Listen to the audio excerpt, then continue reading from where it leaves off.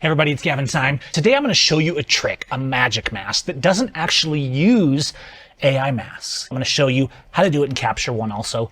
This is going to be quick and easy. And I'm going to take this portrait, for example. I've already edited this with a Filmus preset. It looks good, but I want to do a little bit with the highlights, right? Now I could do a portrait, AI mask and all that stuff, but let's just focus on a range mask. I'm going to put a luminance range mask on here. Okay, here's our luminance range mask. Now, if we have everything selected from 0 to 100, the entire luminance range, and then we, let's say, moved it around. Let's say we wanted to recover our highlights. Okay, obviously this is covering everything. It defeats the purpose of a Luma mask. So we're going to move it up. We're going to drag this up to the high side, right? Left is black, right is white. So we're going to do like the top 10%, let's say. And then if you see these little dots at the bottom, you can drag these out and these control the feathering. But notice what's happening. And this is what most people have a problem with in Luma masking. It can be very difficult to get a nice fine balance in the way it falls off.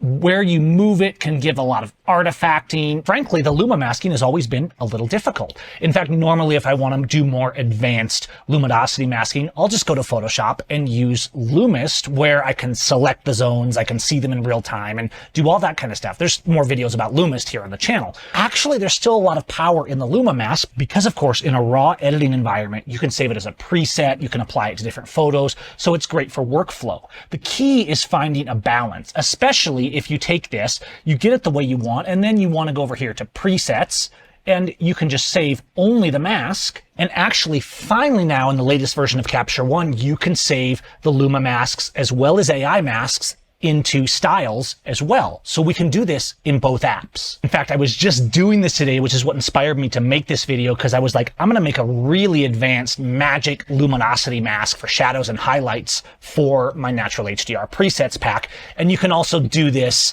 with the highlight and shadow tools in my elegant speed masks if you use these presets. I'll put links to them in the comments. However, you can make your own of this, and once you get it really tweaked and dialed in and try it on a lot of different images, knowing that it's very versatile, then you can just use it on whatever you want. I'm going to go to Natural HDR4 and I'm going to apply the HDR Magic Mask. If you use Natural HDR4, just make sure you download the latest version and you will have this in here. Now, it applies these masks. There's a deep shadows, which is optional. You can turn it on and off. Of course, they're all optional, but sometimes you may not want to lift those deeper shadows. See what it's doing right down here with those deeper shadows, just bringing a little bit extra into those deeper shadows. Highlight Magic is for the highlights, and Shadow Magic is for the shadows. So the key here, and I recommend if you build your own preset, you do this in a very similar way. The key here is they're broken out and you can click each of these. I want you to notice what I've done. I've been really specific about doing a very narrow range, but then feathering it off a lot. That's kind of what you have to do. And then you don't want to drive your sliders too much.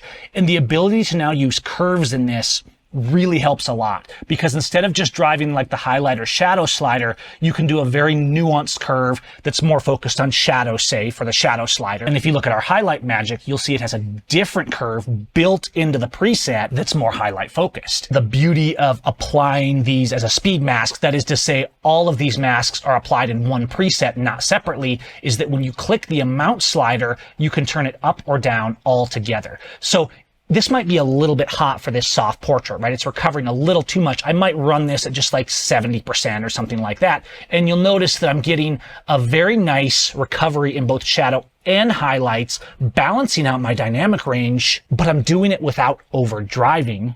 And I'm not getting those nasty artifacts. And of course, once you have that dialed in with these presets, or if you make your own, you can then have those settings and go in and play with them on an individual image level to dial them in, but everything's in place. Your layers are named, your masks are already selected, and you can just make some quick adjustments. Same deal here. I've already ran a preset. I put the Ektar HDR from Natural HDR4. So here's my raw file. Here's my preset. Okay, so our edit's fine. Let's go down and run the HDR Magic Mask, or whatever Luma mask preset you've created. There we go. It's lifting our highlights and pulling down our shadows.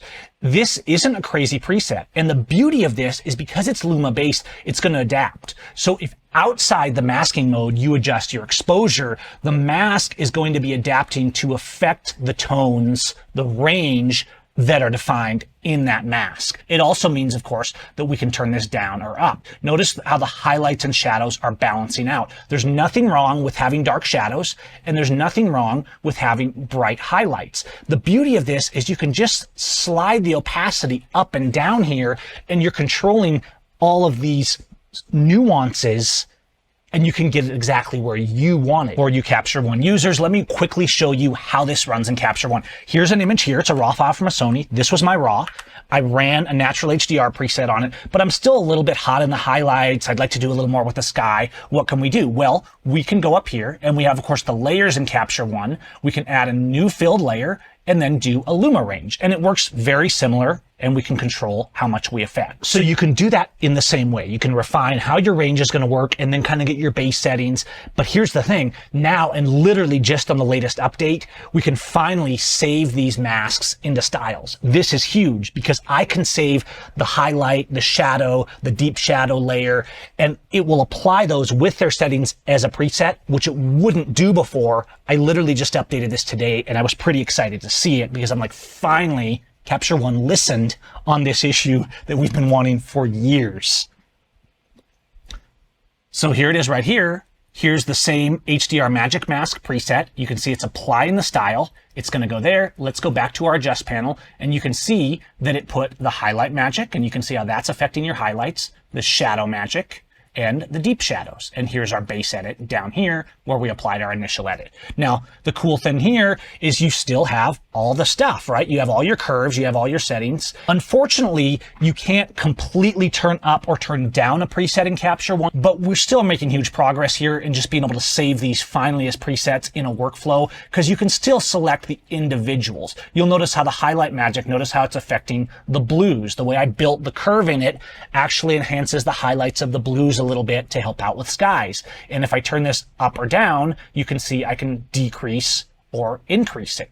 I could even, I could duplicate the layer, for example, if I wanted to, and get a doubling of that effect if I wanted to increase it really easy. And so I can adjust all the settings, and I can also click right here on the Luma range button, and I can bring it up and see exactly how I'm feathering it off, what it applies to, and adjust all the settings. But essentially, it works on the exact same principle as in Lightroom. That's really all there is to a magic Luma mask. Key to making those Luma masks work, because they can be really cranky, especially in Lightroom, is you really have to kind of fine tune it and adjust it. As I was refining this preset for the latest update in natural HDR, I just tested and went to all different types of images and adjusted the feathers and the movements to try and get a really good balance that would work on pretty much any image as is. You can turn it up and down, and then if you want or if you need to, you can edit the settings of that layer. You'll also see masks that work along this principle and give you independent shadow and highlight control in my Elegant Speed Mask Pack. But this one, I really kind of wanted to focus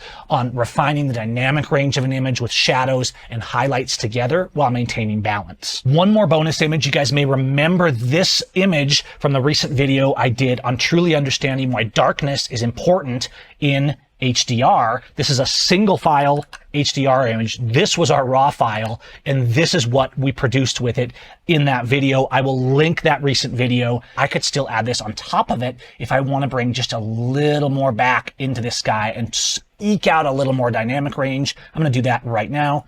Let's add the HDR Magic Mask on top of this, and look what happens. Because of the way it's managing those curves very specifically for highlights and shadows separately, we just get a little bit more dynamic range, and of course we can turn it up or turn it down. Look at those shadows down below as well. We're getting a little bit more in those shadows, and we can of course control that a little further using the deep shadows layer. And between the three of these, you're going to be able to move the tones exactly to where you need them to balance the dynamic range for whatever type of an image you're doing. Street, landscape, portrait, it doesn't matter, because it's all about mastering the shadows in combination with the highlights, like we talk about in Shadow Hackers and like I show you here on the channel all the time. Hope you found this useful. Hit that like and subscribe button. Go make yourself a magic Luma preset in Lightroom or in Capture One and let me know how it goes. And of course, if you use my presets or if you're interested in using them, it's already there for you, and then you can just kind of tweak it and mod it to your own tastes. All right, you guys, take care. Peace.